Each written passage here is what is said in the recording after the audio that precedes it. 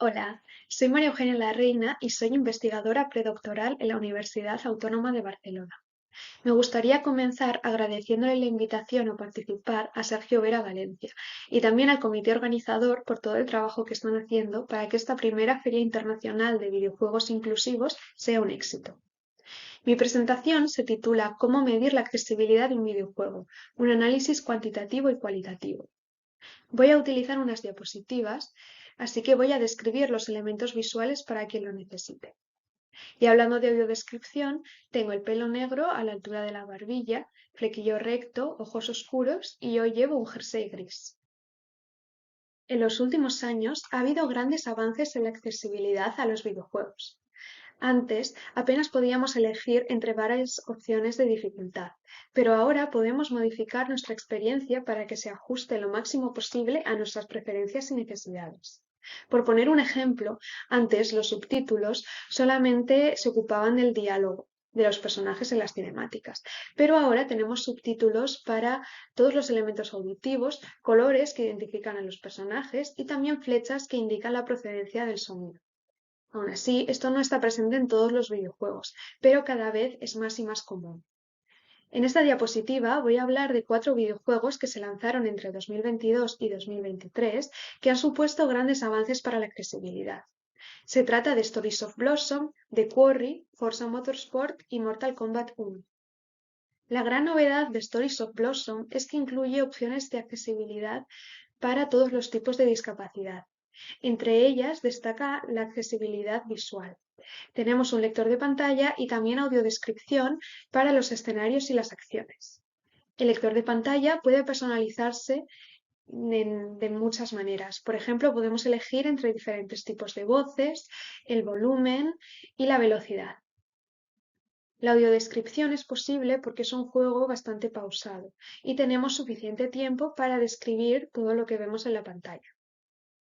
The Quarry ofrece un tipo de letra que es más fácil de leer para las personas con dislexia y potencialmente también para las personas con necesidades cognitivas.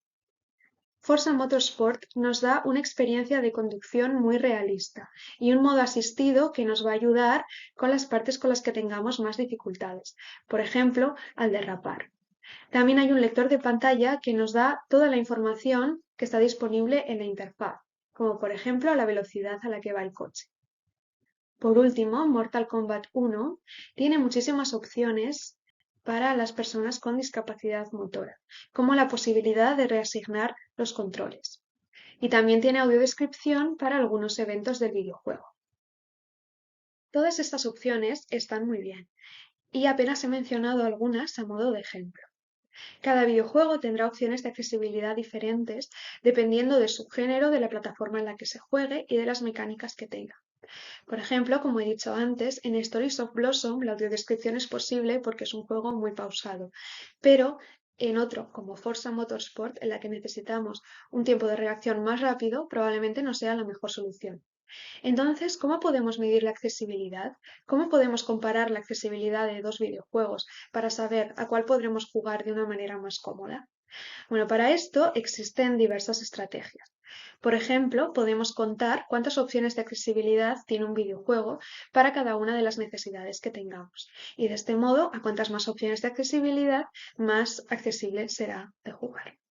Esto es la estrategia que sigue la página de compra de juegos de la Xbox. Aquí tenemos un filtro en el que podemos filtrar los videojuegos en función de las opciones de accesibilidad que ofrezcan. En esta diapositiva he puesto una captura de pantalla del videojuego Far Cry 6. Aquí nos dice que este videojuego tiene 5 características de accesibilidad. Podemos consultarlas una a una y ver si se ajustan o no a nuestras necesidades. Pero claro, cada plataforma de venta y cada desarrolladora va a definir las características de accesibilidad de sus videojuegos de maneras diferentes y utilizando categorías diferentes también. Así que son muy difíciles de comparar entre sí. Otra manera de medir la accesibilidad es mediante indicadores más subjetivos. Por ejemplo, podemos leer una reseña de accesibilidad de un videojuego que ha escrito una persona que ha jugado a él. En ella nos puede contar si le ha resultado fácil, difícil, adecuado o inadecuado. Y así podemos hacernos una idea de si este videojuego será accesible para personas con ciertas necesidades o no. Pero como no estamos utilizando tampoco la misma vara de medir para todos los videojuegos, es difícil establecer una comparación. Estas son algunas preguntas que se hace el proyecto RAD, desarrollado por el Grupo de Investigación Transmedia Catalunya. Uno de los objetivos de este proyecto es investigar cómo mejorar la accesibilidad a los videojuegos. El punto de partida fue analizar la accesibilidad de algunos videojuegos para saber en qué punto nos encontrábamos. Y después nos centramos más en la posible aplicación de la audiodescripción a los videojuegos para mejorar la accesibilidad a este medio de las personas ciegas y con baja visión. Pero claro, para analizar la accesibilidad de los videojuegos teníamos que utilizar algún tipo de herramienta que nos permitiera compararlos entre sí y evaluarlos al margen de sus características y mecánicas concretas. Como he dicho antes, utilizar únicamente indicadores cuantitativos o cualitativos no nos permite tener una visión completa de la calidad de la accesibilidad de un videojuego. Por tanto, se desarrolló una herramienta de análisis que combinara ambos enfoques, por un lado el cuantitativo y por otro el cualitativo. La parte del análisis cuantitativo se compone por una lista de verificación o una checklist en la que se pueden ir apuntando qué opciones de accesibilidad tiene el videojuego concreto que estamos analizando. Después, se buscan reseñas en páginas web y redes sociales de personas que han jugado con las opciones de accesibilidad de este videojuego y que las valoran positiva o negativamente. De este modo podemos saber si las opciones de accesibilidad son adecuadas para las necesidades de los jugadores o si por el contrario necesitan algunas mejoras. Ahora explicaré cómo se ha diseñado esta herramienta de análisis cuantitativa y cualitativa y la aplicaré a un videojuego.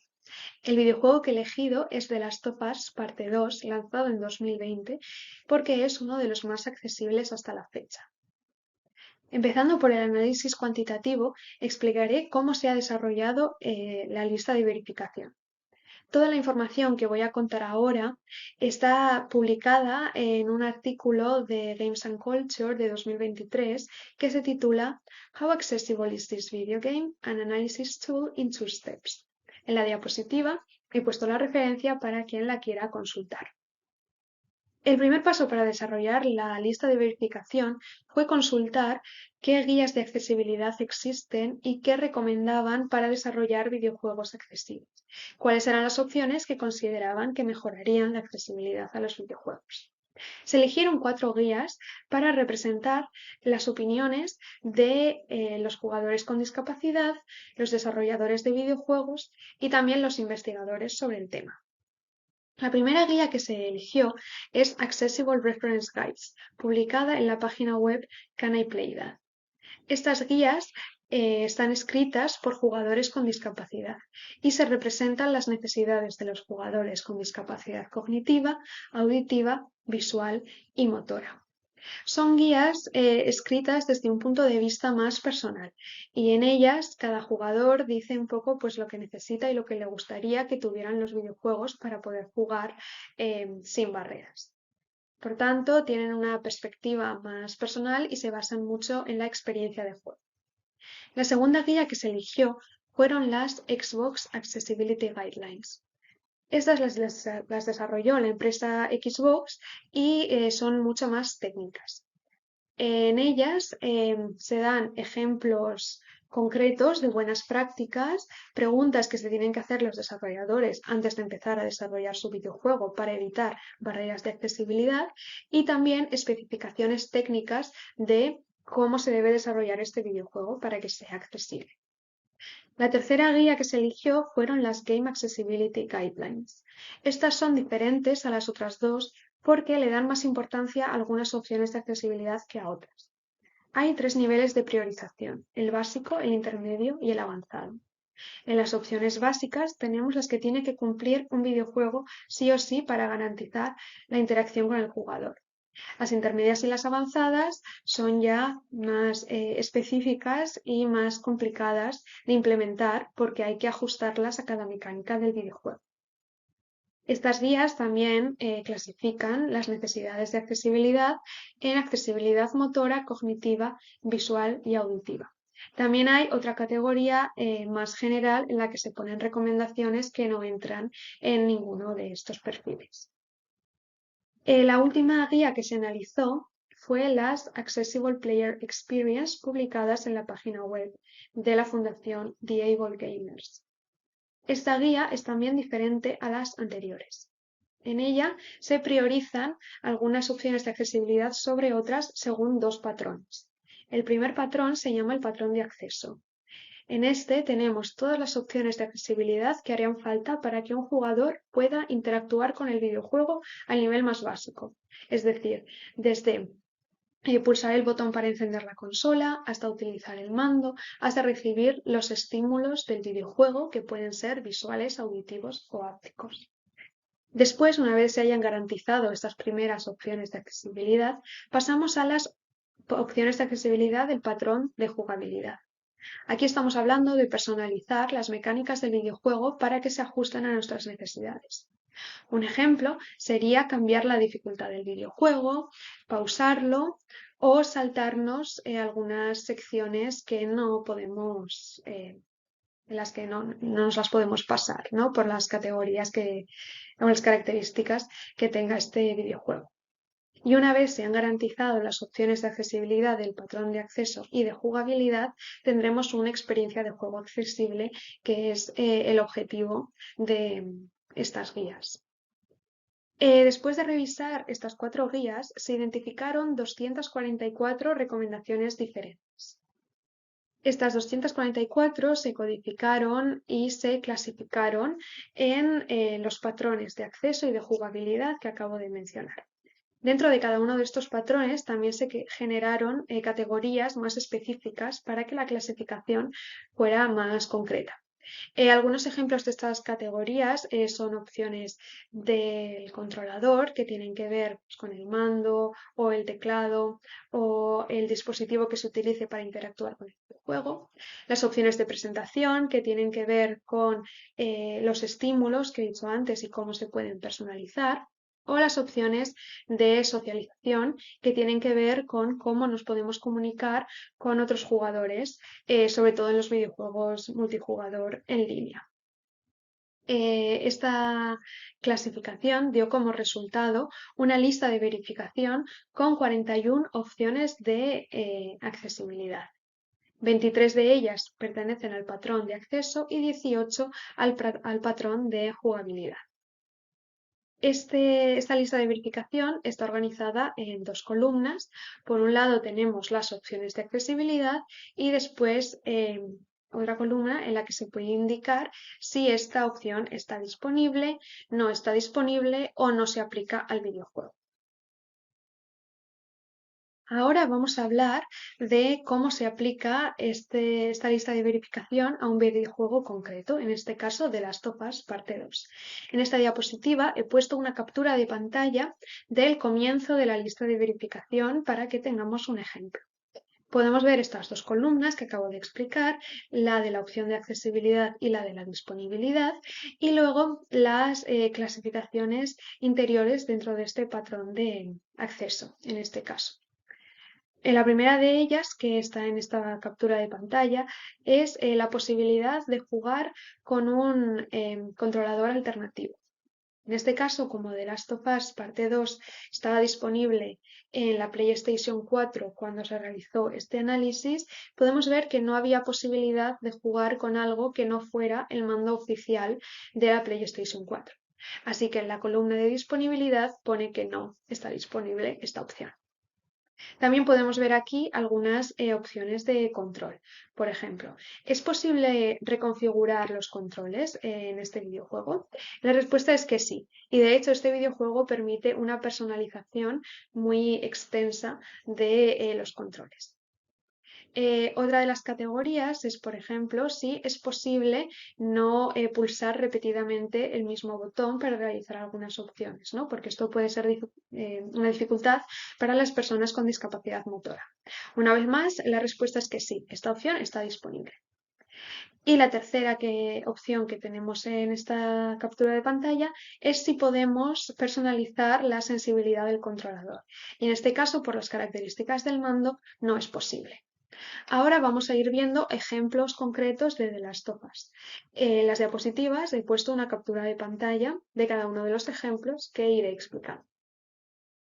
En esta diapositiva tenemos una imagen de lo que hace cada uno de los botones del mando de la PlayStation 4 en el videojuego The Last of Us Parte 2. Podemos ver que hay muchísimos botones y que cada uno de ellos realiza una acción concreta. Todos se pueden reconfigurar, es decir, podemos decidir qué queremos que haga cada uno de los botones en función de nuestras necesidades y preferencias, lo cual es muy útil para las personas con discapacidad motora. En esta otra diapositiva tenemos un ejemplo de la opción de alto contraste. Este videojuego es bastante oscuro, lo que hace que sea difícil a veces distinguir entre los elementos. Sin embargo, si activamos la opción de accesibilidad de alto contraste, el fondo se vuelve gris y los elementos se resaltan de colores diferentes para que nos sea fácil identificarlos. En esta imagen podemos ver que los compañeros están resaltados de color azul, el enemigo de color rojo y un objeto interactivo, en este caso una botella que hay en el suelo, de color amarillo. De este modo, de un solo vistazo, podemos saber dónde está el enemigo, a quién tenemos que atacar y con qué objeto lo podemos hacer, ¿no? En este caso, la botella amarilla. Esto puede resultar muy útil para las personas con baja visión y también para las personas con discapacidad cognitiva. Este siguiente ejemplo nos muestra una ayuda a la navegación. A veces es difícil saber cómo progresar en el videojuego porque se trata de un mundo abierto en el que tenemos muchas posibilidades. Si activamos esta opción, tenemos una flecha que nos indica por dónde podemos avanzar. Esto es muy útil para las personas con discapacidad cognitiva, pero también para las personas con discapacidad visual. Como he dicho antes, como es un videojuego bastante oscuro, a veces es difícil ver por dónde ir. Otra ayuda en la navegación es la opción de escuchar los elementos interactivos que tenemos a nuestro alrededor. Si activamos esta opción, cada elemento con el que podemos interactuar o al que nos tenemos que dirigir emitirá un sonido diferente y de esta manera las personas con discapacidad visual podrán saber qué tienen a su alrededor y cómo avanzar en el videojuego. The Last of Us Parte 2 incluye también subtítulos para las personas con discapacidad auditiva. Tenemos subtítulos para los diálogos, colores para los diferentes personajes y también una identificación por su nombre para saber quién dice qué. Y por último tenemos un ejemplo del modo asistido que nos ayudará a progresar en el videojuego. Por ejemplo, podemos apuntar y disparar automáticamente a los enemigos, lo que nos ayudará a avanzar. Estos son algunos ejemplos de las opciones de accesibilidad que ofrece The Last of Us Parte 2. Después de rellenar la lista de verificación entera, se pueden calcular los porcentajes de disponibilidad del videojuego. Para esto es muy importante recordar que tenemos la opción de decidir si esta opción de accesibilidad no se aplica a este videojuego concreto. Por ejemplo, en la lista de verificación tenemos algunas opciones de accesibilidad que hacen referencia a la socialización con otros jugadores, pero como The Last of Us no es un videojuego online o al que se pueda jugar en un modo multijugador, estas opciones no serán aplicables. Por eso los porcentajes de disponibilidad serán correctos. Podemos ver en esta diapositiva que el 76% de las opciones de accesibilidad que se contemplan en la lista de verificación están disponibles en este videojuego. El 24%, sin embargo, no lo están. Algunos ejemplos de opciones no disponibles son, por ejemplo, las opciones de personalización del contenido sensible. En este videojuego no tenemos aviso del contenido sensible que puede haber, ni tampoco la opción de desactivarlo. Un 76% de disponibilidad de las opciones de accesibilidad parece muy buen resultado para The Last of Us Parte 2, pero no podremos saber si realmente estas opciones de accesibilidad son de calidad hasta que no realizamos la segunda parte del análisis, que es el análisis cualitativo, mediante las reseñas publicadas por los usuarios de la accesibilidad de este videojuego. Estas reseñas, que incluyo ahora como ejemplo, están todas escritas originariamente en inglés, pero las he traducido para esta presentación. En esta diapositiva tengo una cita de un usuario de la accesibilidad visual que dice: cojo el mando y me pongo a jugar directamente. No tengo que hacer nada más. Esta cita muestra que para este jugador las opciones de accesibilidad visual son perfectas y de calidad. Es decir, no tiene que ponerse a pensar si podrá jugar o no o cómo hacerlo. Es tan fácil como coger el mando y jugar.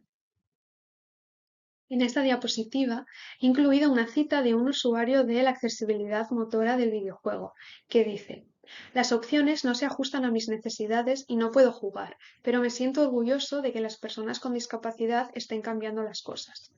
Como hemos visto antes, The Last of Us Parte 2 incluye muchas opciones para personalizar las funciones del mando y de los botones. Sin embargo, no son suficientes para todos los jugadores.